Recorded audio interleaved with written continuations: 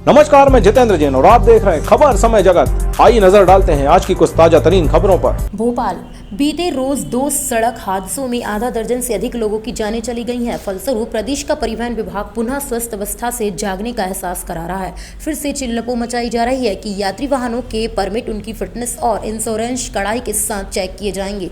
दोषियों को बख्शा नहीं जाएगा। विभागीय कर्तव्य परायणता के प्रदर्शन से लोग अभिभूत हैं, लेकिन प्रभुत्व वर्ग जानता है कि परिवहन विभाग का यह आक्रोश शमशान वैराग्य से अधिक और कुछ भी नहीं है। पूर्व के अनुभव बताते हैं कि जब जब सड़क हादसे घटित होते हैं तब तब उसमें खामियां परिवहन विभाग की ही सामने आती है, जिन्हें लेकर सरकार में बैठे कारिंदों और माननीय द्वारा आक्रोश व्यक्त किया जाता है।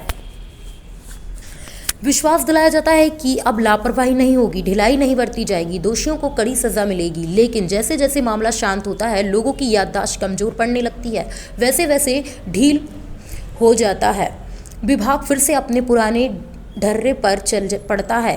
कर्मचारियों से लेकर अधिकारियों तक अधिकांशों का लक्ष्य केवल और केवल वसूली पर केंद्रित होकर रह जाता है।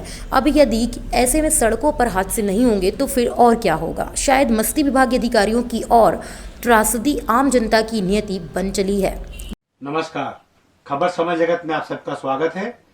हमारे साथ जन सरोकारों के मुद्दे पर विचार व्यक्त करने के लिए मौजूद हैं चिंतक और विचारक श्री अशोक त्रिपाठी जी।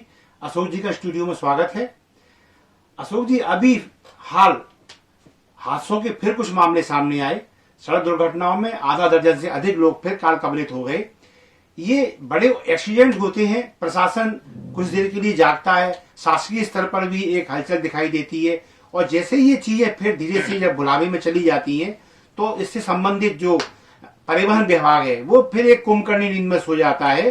तो अब ये जो हादसा पुनः सामने आया है, तो आपको क्या लगता है कि एक बार फिर कोई हलचल बढ़ेगी, तात्कालिक रहेगी, या फिर ये विभाग कुंभकर्णी नींद सो जाएगा? हलचल मचेगी, कुछ लोगों पे कार्रवाई होगी, कुछ के ट्रांसफर होंगे, कुछ की डील चलेगी। 2-4 दिन हफ्ते में फिर एक बड़ा एक्सीडेंट होगा। मुझे लगता है कि परिवहन विभाग का हाल तो यह है कि सड़कों पर हो रहा है मौत का तांडव, और परिवहन विभाग मौन, दोषी कौन? देखा जाए तो विभाग तो है वसूली में व्यस्त, कारिंदे हैं मस्त और जनता है त्रस्त। एक ही कवायद लगी रहती है कि कैसे मलाईदार पोस्टिंग मिले, कैसे चौकियों पे पोस्टिंग मिले, बैरियर्स पे, चेक पोस्ट पे पोस्टिंग मिली तो पूरी मुस्तैदी से वसूली में लगे हैं। किसी से छिपा नहीं है, कोई दल हो, सब दलों से है। और जिनकी वहां नहीं मिल पाया मौका, वो बेमन से काम करते रहते हैं, वो वहां रास्ता ढूंढते हैं वसूली के।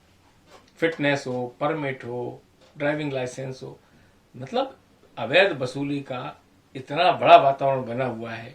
अब ये जो घटनाएं हुई जी, मंडला में हुई, छतरपुर में घटना हुई, ओवरलोडेड बस थी, फिटनेस नहीं थी, मतलब बहुत सारी खामियां। तो आप अवैध वसूली के चक्कर में लोगों के जीवन से क्यों खिलवाड़ कर रहे हो? सीधी बस हादसे में क्या परिणाम आया? एक साथ 2 हादसे हो रहे, दर्जनों लोग काल कबलित हो गए, 50 की जगह 90 बैठाए हुए हैं। एक वो छोटे से, उसमें क्या कहते हैं, मिनी ट्रक में भेड़ बकरी की तरह 50 बाराती भरे हुए हैं। तो होगा ही इस तरह का। और ये सब कौन की? उनका भी दोष नहीं है, वो बेचारे किस तरह अपनी 2 जून की रोटी कमा रहे हैं। लेकिन किराया ज्यादा लेंगे ना, किराए दर तय करो, क्योंकि सब चीजें नियम से चलेंगी तो इनको पैसा कौन देगा? इसलिए नियम से चलना नहीं चाहिए और वसूली होते रहना चाहिए।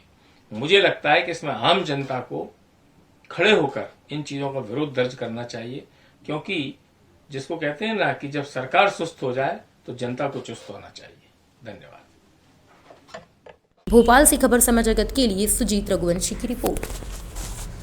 For latest news, subscribe to our channel and press the bell icon.